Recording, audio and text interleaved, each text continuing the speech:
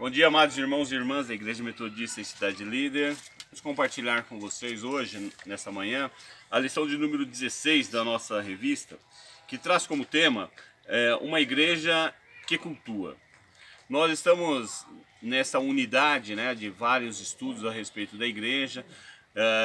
Domingo passado, o nosso irmão Daniel Lino trouxe uma outra questão sobre como ser igreja, e hoje nós vamos abordar a questão do culto, a questão cultica.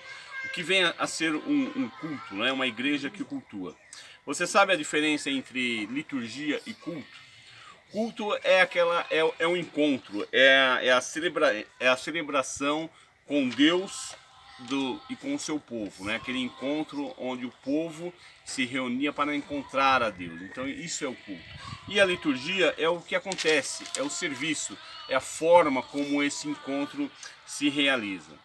Nós vamos observar que nós recebemos como herança do povo de Israel a questão da adoração.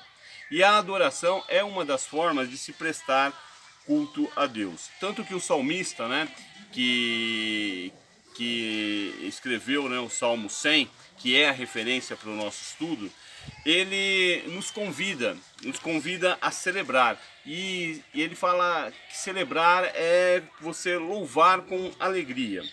Então o culto ele tem a ver com a alegria, os cânticos, você extravasar a sua alegria, a sua gratidão e a sua forma de querer agradecer ao Senhor por tudo aquilo que Ele é, por tudo aquilo que Ele fez.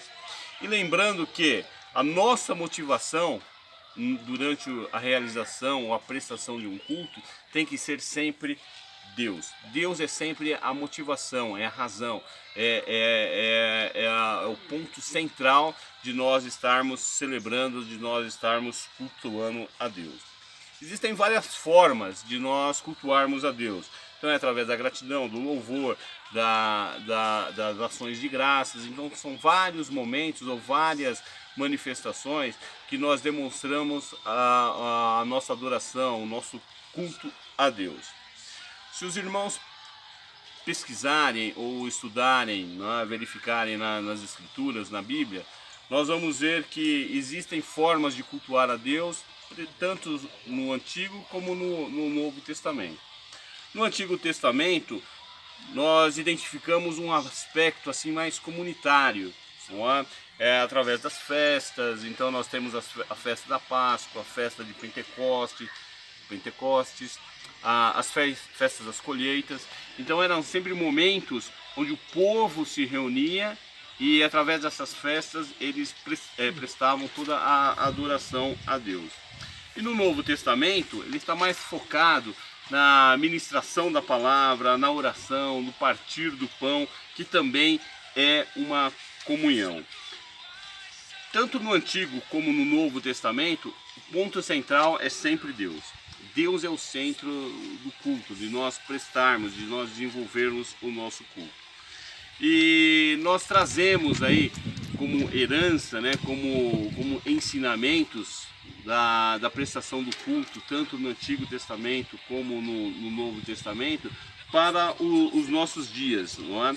E nós vemos que nos nossos cultos hoje devem estar presentes sempre 4 momentos, que é a adoração, a confissão, o louvor e a edificação. Esses momentos são a base de sustentação do culto, não é?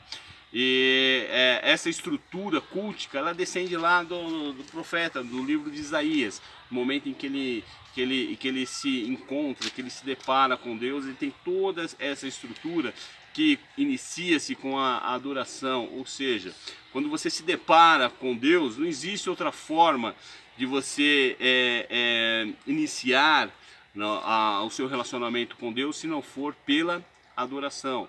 Na sequência é a confissão, é quando nós nos derramamos ao Senhor, derramamos as nossas faltas, as nossas necessidades, nos livramos do pecado e ficamos livres para poder prestar um louvor, que é exaltar a Deus por tudo aquilo que Ele fez, por tudo aquilo que Ele faz nas nossas vidas. E a edificação, que é a mensagem. que é a palavra, que é o alimento espiritual que nós precisamos, que nos é levado para que nós possamos desenvolver ainda mais o nosso relacionamento com Deus.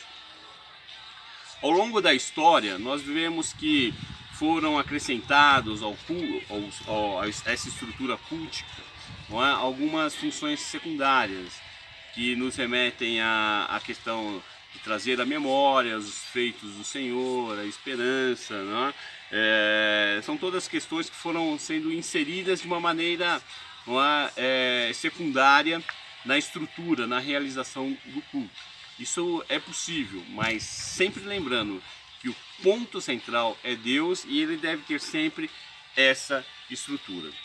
Diante de todos os anos, né, o desenvolvimento da sociedade, então, o acréscimo dessas formas secundárias, dessas funções secundárias, nós temos que ter um certo cuidado. Para quê? Para não desvirtuarmos a centralidade do culto, a motivação do culto. Então, alguns perigos dessas flexibilizações, alguns perigos dessas mudanças de funções secundárias que vão sendo enxertadas na realização do culto. Primeiro, centralizar a palavra ou as questões, né, as necessidades humanas e não a grandeza de Deus. Então, é um perigo quando nós mudamos o foco, quando nós colocamos aí a questão da palavra nas necessidades, no poder humano e deixamos às vezes o poder, a manifestação de Deus do lado. Então isso é um cuidado que nós devemos ter e é um perigo nessas flexibilizações. Priorizar as formas, né? Então a questão do ritual, então você ficar sempre preso àquela questão ritualística, àquela formalidade. A forma ela é importante para quê? Para que nós tenhamos um norte, mas não que nós devemos ter aquilo como um trilho, né? A questão do ritual é uma trilha, então você pode flexibilizar, você pode dar voltas, mas o rumo é sempre aquele. Nós não podemos deixar de perceber que durante a realização do culto, ele serve como uma forma de educação cristã. Então é importante que o dirigente, o pregador e todas as pessoas envolvidas na realização do culto, ele não perca essa oportunidade de ensinar a comunidade, de repassar alguns ensinamentos à comunidade durante a realização do culto. É uma forma de aprendizado também. Nós estamos no culto para adorar, para louvar e também para aprender. E um outro perigo também em muitas questões de flexibilizações, de mudanças e tudo mais, é o perigo de nós desvalorizarmos tanto a tradição como a identidade. Então nós precisamos, durante a realização do nosso culto, preservar a nossa tradição e a nossa identidade. Isso é muito importante. Com relação à identidade, eu gostaria agora de focar sobre a identidade metodista. Então, nós metodistas temos algumas práticas, temos alguns comportamentos, algumas ações que nos remetem à nossa identidade. Então, nós metodistas não damos espaço, não buscamos de uma maneira aí exacerbada, né, bênçãos pessoais. Então, aqueles cultos onde as bênçãos pessoais são exaltadas, a busca por essas bênçãos pessoais são exaltadas, isso também foge um pouco da nossa tradição. Nada contra a outras religiões, mas a nossa identidade ela não tem esse viés. A mesma questão com o viés financeiro. Nós, no nosso culto, nós temos esse momento de ofertas, né, de bênçãos materiais, mas isso não é a ênfase do culto, ele não tem um momento especial, não é dado uma posição de destaque a esse momento. Ele faz parte do culto, mas ele não tem destaque algum, não tem ênfase alguma, porque também não faz parte de nossa identidade.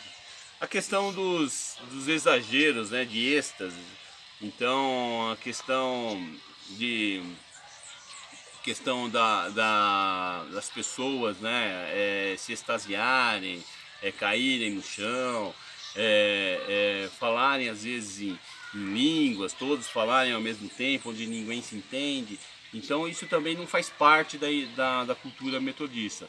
Nós cremos na manifestação do Espírito, o Espírito ele realmente se manifesta, mas nós não damos ênfase que esses acontecimentos tenham que realmente acontecer no nosso culto. Nós damos mais espaço ao mover do Espírito e o Espírito conduz, mas não que isso tenha que ser realmente uma necessidade. Nós podemos ter um culto muito espiritual, com bastante mover do Espírito Santo, sentir a presença do Senhor, sem que essas questões realmente tenham necessariamente que acontecer. Então, o culto, meu irmão, eu gostaria de deixar, minha irmã, para você que o culto nada mais é do que uma conexão. O culto é uma ligação entre você, de forma pessoal e comunitária com Deus. Então, o culto nada mais é do que você se ligar, você diretamente com Deus, e você se ligar também com as pessoas que compõem, que estão presentes. Então, o culto ele serve exatamente para isso, para que haja essa ligação pessoal sua com Deus e também essa ligação com as pessoas que compartilham desse mesmo momento na comunidade de fé. Então, o que dá para nós concluirmos disso daí? O culto ele é algo necessário, é uma ferramenta necessária, que tem como missão fazer com que você se volte a Deus. Ele é a ferramenta ali que vai preparar o ambiente, que vai preparar o local, que vai contribuir para quê? Para que você estabeleça realmente esta conexão com Deus e com as pessoas que ali compõem a sua comunidade. Então, culto não é uma ferramenta para quê? Para você adorar a Deus, para você reconhecer o poder de Deus, o que Ele fez para nós, o que Ele faz nas nossas vidas. Então é um momento para você louvar, para você o adorar, é um momento para você compartilhar as suas experiências, é um momento de você estabelecer realmente essa ligação. É a ligação da cruz, né? É a ligação de cima para baixo, de Deus para conosco e de nós com as pessoas que nos rodeiam. Então, essa mensagem que eu gostaria de deixar com vocês, que nós possamos refletir e creio aí que dentro em breve nós estaremos na nossa igreja estabelecendo o nosso culto e estabelecendo essa conexão que é a razão de nós estarmos cultuando a Deus, adorar ao Senhor e estabelecer esse amor entre todos nós. Amém? Muito obrigado.